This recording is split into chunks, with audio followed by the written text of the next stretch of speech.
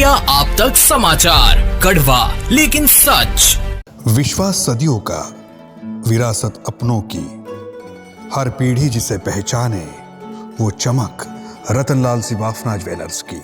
महाराष्ट्र की राजनीति में एक बार फिर बयानबाजी का बड़ा विस्फोट हुआ है। महाराष्ट्र सरकार के मंत्री और बीजेपी नेता नितेश राणे के एक बयान ने सियासी गलियारों से लेकर सोशल मीडिया तक हलचल मचा दी है। नितेश राणे ने एआईएमआईएम प्रमुख असदुद्दीन ओवैसी की तुलना आतंकी ओसामा बिन लादेन से कर दी और एआईएमआईएम पर बैन लगाने की मांग भी उठा दी। नितेश राणे का कहना है कि एआईएमआईएम सिर्फ एक राजनीतिक पार्टी नहीं, बल्कि समाज में जहर फैलाने का काम कर रही है।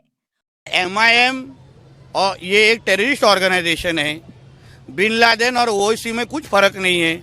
जो काम बिन लादेन अलकायदा के माध्यम से करता था वही ये ओवैसी अभी एएम के माध्यम से कर रहे हैं। क्या दूसरा फर्क है? उनका ऐसा कौन सा बड़ा काम है जो उन्होंने चुन के आने के बाद किया? बताइए मेरे को। सिर्फ जिहाद ही करते हैं। उनके मैनिफेस्टो में एक ही लिखा है, हम जिहाद करेंगे। बाकी क्या है होता है उनका काम? उनका काम ही कुछ नहीं है। तो इसलिए उनको जैसे हमने पीएफआई को बैन किया है, अलकायदा, वैसे एएम को बैन करना चाहिए। टेररिस्ट ऑर्गेनाइजेशन है। उन्होंने ये बयान एक विवादित मामले को लेकर दिया, जिसके बाद राजनीति गर्मा गई है। राणे के बयान के सामने आते ही एआईएमआईएम नेताओं और समर्थकों ने तीखी प्रतिक्रिया दी और इसे नफरत फैलाने वाला बयान बताया। महाराष्ट्र के मंत्री नितेश राणे जी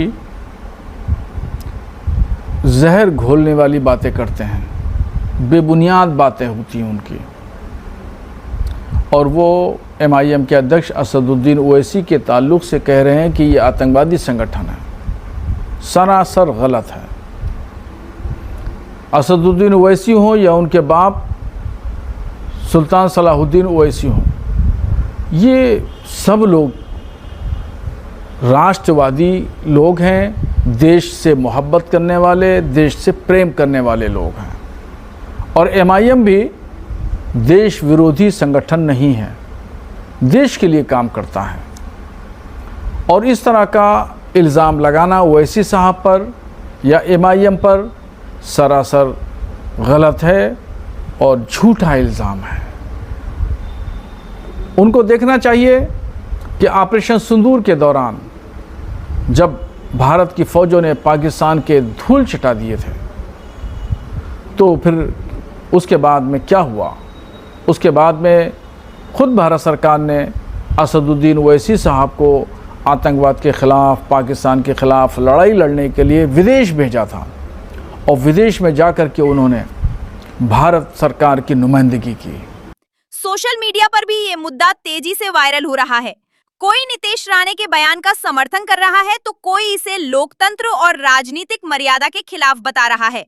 अब सवाल ये उठ रहा है कि क्या आने वाले दिनों में ये बयान सिर्फ राजनीतिक विवाद रहेगा या फिर कानूनी और चुनावी मुद्दा भी बन सकता है।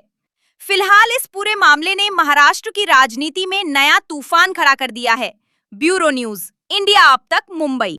सोनं खरेदीसाठी विश्वासाचं एकमेव नाव भंगाळे गोल्ड।